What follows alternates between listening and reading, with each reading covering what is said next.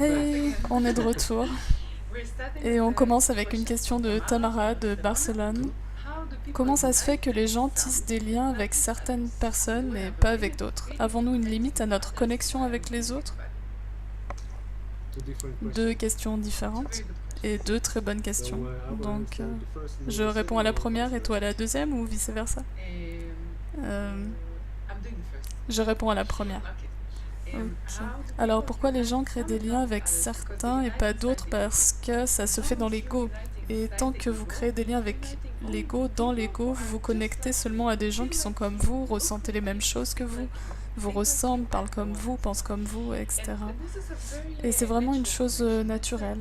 Comme quand vous recherchez des amis, c'est habituellement des gens qui ont grandi avec vous, qui ont les mêmes valeurs, qui parfois s'habillent comme vous, qui ont un passif relativement similaire, une histoire similaire, la même famille. Et si vous vous connectez à des nouvelles personnes, ce sont souvent des gens qui vous ressemblent beaucoup. Mais si on parle de la connexion spirituelle, en fait, vous ratez beaucoup de choses en vous connectant seulement à ces personnes qui vous ressemblent. Quand on parle de connexion spirituelle, c'est au-delà de notre corps, et en étant au-delà de notre corps, c'est surtout avec des gens qui sont très différents. Parce que, et vous allez le voir au fil du chemin, vous allez voir que les gens qui vous semblent le plus étrangers maintenant, des gens avec qui vous n'auriez jamais essayé de rentrer en contact sur le plan physique, ces personnes-là vont vous sembler soudainement presque nécessaires. Vraiment. Vous n'allez pas pouvoir voir cette connexion comme complète sans eux, mais c'est seulement possible si vous vous connectez au-delà de votre corps, au-delà de vos similarités physiques et mentales. Juste une petite chose à rajouter, normalement dans notre vie, on ne se connecte pas aux gens qui ont un nez comme ça, des yeux comme ça, ou juste à des gens de grande taille. Et vous comprenez, je parle des gens qui renvoient une entre guillemets bonne apparence, intelligente, je suis entourée de personnes intelligentes ou belles, etc. Chacun a ses propres goûts. Quand on commence le chemin spirituel, comme maintenant,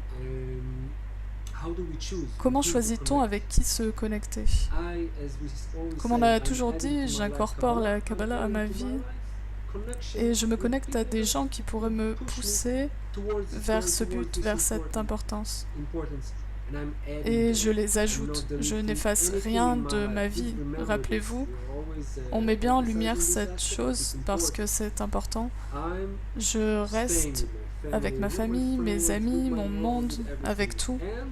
Et je rajoute d'autres connexions. C'est tout. Et des choses vont se passer. Deuxième question de Tamara. Avons-nous une limite à nos émotions et à nos connexions aux autres? Oui et non. Oui, parce que on voit des visages, on voit des corps. Non, quand on apprend à développer la bonne attitude, la bonne perception intérieure à propos de qui est vraiment cette personne, et je ne veux voir rien d'autre. Une fois, Rav Lightman a dit, nous devons voir cette personne comme transparente, et je veux seulement voir et discerner son point dans le cœur, son désir envers la spiritualité.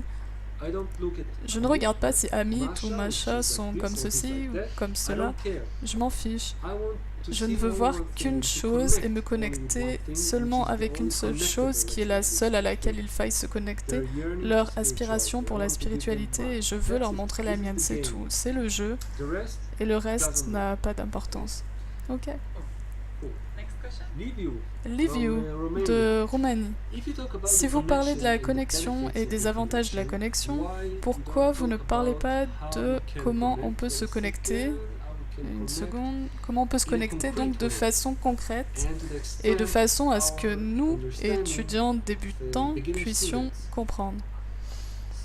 Donc, Liviu, je crois que oui, on en parle. On vous remet vraiment entre les mains, à vous tous, les étudiants, la bonne façon de vous connecter, l'environnement sur Facebook. Maintenant, on pourrait en parler longtemps, de façon théorique, mais non, qu'on devrait se voir physiquement, qu'on devrait faire ci, faire ça, non. D'abord, nous devrions Comme on a fait, comme on fait. Écoutez nos professeurs. Essayons, faisons une expérience, écrivons sur Facebook et voyons ce qui se passe. C'est notre connexion en tant que débutant. On aura un congrès ensemble, on va se rencontrer et vous verrez la forme ultime de la connexion qui est le workshop. Et vous allez le ressentir, vous allez devenir addict ou workshop addict et vous n'allez plus pouvoir vous passer de cette forme. Mais au début, la bonne façon de savoir si vous êtes dans le bon chemin de la connexion et quand la dernière chose sur Terre que vous voulez, c'est d'aller sur Facebook ou d'être en contact avec quiconque, quand vous ne voulez absolument plus de connexion. Quand votre ego commence à aller contre ça, c'est le signe que là, vous commencez vraiment à vous connecter. Ok, Raquel de Madrid. Serait-il préférable de rester loin des environnements égoïstes en même temps que l'on construit le bon environnement afin de les aider avec notre force?